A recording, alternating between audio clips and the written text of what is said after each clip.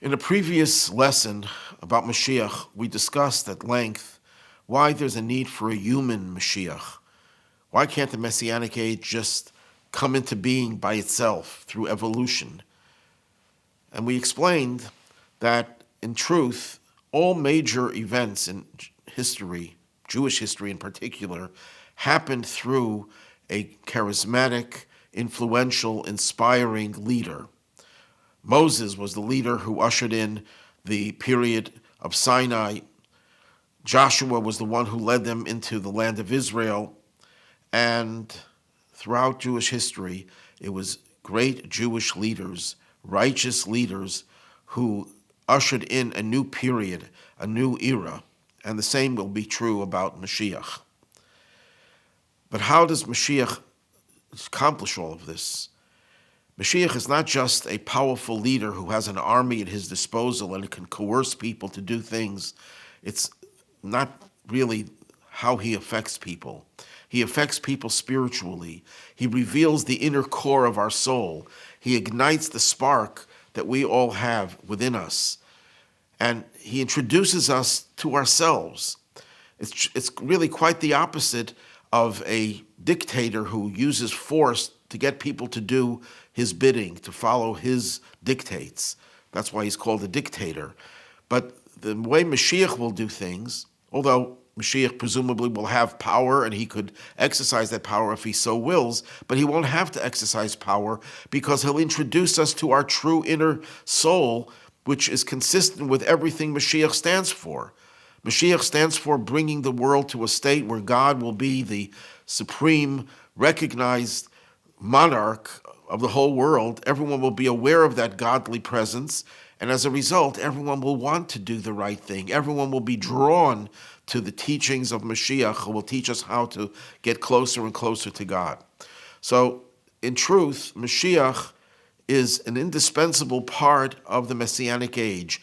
There will be a great Jewish leader. There is a great Jewish leader who is the Mashiach. In every generation, there is someone who is qualified to be Mashiach. But then the question is, what is Mashiach's objective? And how do we identify the person who is Mashiach? How do we know that someone who comes along and says, you know what, I'm Mashiach? I know there are a lot of people who make that claim. Some of them need, sadly, they need some medical intervention. But how do you know when a serious person comes along and says he's Mashiach? How do we know that he is Mashiach? So we're going to go through some of the things that Mashiach has to do. First of all, what is his objective and how he identifies himself and how he proves his messianic status. So I'm going to go through the way Maimonides explains it and give you some of his criteria and explain it, going a little bit more deeply into it. First of all, Maimonides says, what is the ultimate objective of Mashiach and of the Messianic age? It's to restore the integrity of Judaism. Right now, many of the commandments cannot be implemented because we don't have the temple, just to give you one example. But there are other commandments that we can't do because of other circumstances that will be rectified through Mashiach. Mashiach will rebuild the temple and gather all of the Jewish people from all over the world and bring them into Israel, which changes the status of Israel and facilitates our observance of certain commandments that cannot be observed when the majority of Jews do not live in Israel. So that's the objective of Mashiach. He is there to restore the integrity of Judaism. And of course, in the process, he's going to do a lot of other things, and in the process, he will also bring peace to the whole world. But his primary objective is to restore the integrity of Torah, the divine teaching that we call Torah. Now, the question that you could ask before we go on to the criteria of how to identify Mashiach is, why were there so many false messiahs? I have a book that goes through about a dozen false messiahs, and it's probably only a small sampling of the total number of people who proclaim themselves as the Messiah, and many of them were able to dupe many followers into believing that. Why did people have a problem with misidentifying the Messiah? And the answer is, it is basically a lack of awareness and knowledge of what Mashiach is all about and what is the real criteria for Mashiach. If the Mashiach's purpose and objective is to restore Torah to its real strength, to make Torah more relevant to us in implementing all of the Torah's teachings, then if someone comes along and proclaims himself to be Mashiach and says we don't have to keep all of the commandments, that itself is the greatest argument that that person cannot possibly Mashiach, is the least qualified to be Mashiach. In other words, any other person who doesn't make that claim that Torah is no longer relevant is more of a candidate for Mashiach than someone who may have a lot of other qualities, but if he denies the fact that Torah will never be changed, and especially not in the Messianic age, if he denies that, then he's certainly not qualified to be Mashiach. But you know what? Let's take, for example, Shabbatai Tzvi, the 17th century false Messiah. This is an age where people were crushed, were demoralized, were decimated, and really were looking and searching and grabbing onto a straw.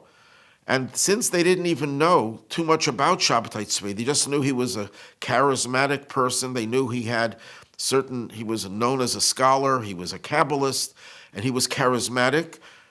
And they didn't know to what extent he himself violated many of the teachings of Jewish law. We're not going to go into the whole history of Shabbatai Tzvi in this lesson. But because there was no real communication, there was no internet, there was no telephone, there was no newspaper, there was no radio or television, which would allow people to find out more about this individual. He wasn't interviewed by a major news network, so people did not really know to what extent he violated Jewish law, and therefore he was certainly disqualified. When he finally converted to Islam, then of course it became quite apparent that he was not the Jewish Messiah. So that's really one of the main reasons that people would hold on to a belief in a certain individual as Mashiach, because they were not aware that Mashiach has to restore Judaism to its real strength. They either didn't know that, or they didn't know that the person who proclaimed himself, or others proclaimed him to be Mashiach, violated that. So what are the criteria for Mashiach? So the Maimonides makes it clear like this. Mashiach has to be a king. A king doesn't mean literally a king. It means a great leader, a dynamic leader, someone whose word will be listened to. People will follow what he says. Just like a king, a real monarch in biblical times, had the power to dictate whatever he wanted people to do, Mashiach has to be someone who is a leader. It can't just be some obscure figure coming out of a cave and all of a sudden proclaiming himself to be Mashiach. It has to be someone who is a leader before he becomes the Mashiach. He already has to be a leader. Because if Mashiach is going to change the world, he has to influence the world. He's not going to wave a magic wand and then everyone will just change overnight. He's going to influence people. Maybe his influence will be much more quick in terms of changing people than any other person, but he still has to influence people, so he has to have certain leadership capabilities. That's the first criterion. He also has to be a descendant of King David. Now, that's not the most difficult thing, because we know people today who are descendants of King David. The one thing that would disqualify him is that he cannot be a Kohen or a Levi, a priest or a Levite. He has to be a descendant of the tribe of Yehuda. He has to be a non-Kohen or Levi in order for him to qualify as the Mashiach. Now, that's talking about his ancestry. But he also has to be someone who's steeped in Torah study, someone who's not just has some casual knowledge of Torah, who dabbles with Torah. He has to be someone who meditates on it, who goes into it in depth and has a very deep relationship with the study of Torah. And Maimonides says he has to be faithful to its teachings, both the written law and the oral law. If Mashiach only subscribes to the written teachings of the Bible, the Torah, the written Torah, but not the oral teachings, that itself disqualifies him. He has to be faithful to all parts of the Torah. And he's someone who translates that knowledge into action. It's not just someone who studies Torah. He has to be totally engaged, like someone who's in business. When you're in business, the idea of business is to make a profit. It's not just enough to go through the motion of business. Well, the same way, Mashiach can't just study Torah and go through the motions of studying Torah. He has to translate it, that there's some profit coming out of it. The profit is that he lives his life in accordance to those teachings. So therefore, this already repudiates any antinomian. That means anyone who comes to the conclusion that Mashiach is going to do away with commandments. This negates that, of course, because Mashiach's role is to study Torah and implement the teachings, the commandments of the Torah in his own life. But it's not enough that he does it in his own life. He has to compel all of Israel to go in its path and strengthen its breaches. That means he has to influence. Now, compelling could mean with a whip, could be with the soldiers, with an army, but it doesn't have to be that way, as I mentioned before. Mashiach can do it with his words of mouth, with his speech, with his influence, with his inspiration, because as I said in an earlier class, Mashiach is there to touch our inner core, the essence of our souls. When that essence comes out, it's like a spark is ignited into a huge flame. Everyone will want to do the commandments. So he's going to compel us to fulfill the commandments and to do the positive commandments and to repair its breaches if we're weak in our resistance to negative things. He's going to strengthen our resistance and therefore change the way we live our lives for the better. He'll get us on the right path. And he will wage wars of God. And commentaries point out this doesn't necessarily mean he's going to become a military chief. He'll become the general, the 5-star general, or the defense minister. No, he doesn't have to do that. He's going to fight the wars, again, through his inspiration, through his influence. And who is he going to fight? He's going to fight against those people who are standing in the way of the rebuilding of the final temple, the Beit HaMikdash HaShlishi, the third temple, which is one of Mashiach's requirements, which the Rambam goes on, that at this point, before he does anything else, he's someone who's a leader, descendant of King David, who's steeped in Torah knowledge and translate that knowledge into behavior, into action, influences people, Jewish people, he's to get on the right path and both doing good things and avoiding negative things. And he fights wars against evil. Then he is presumed to be the Mashiach. He has this presumption. It's not certain yet, but it's presumed.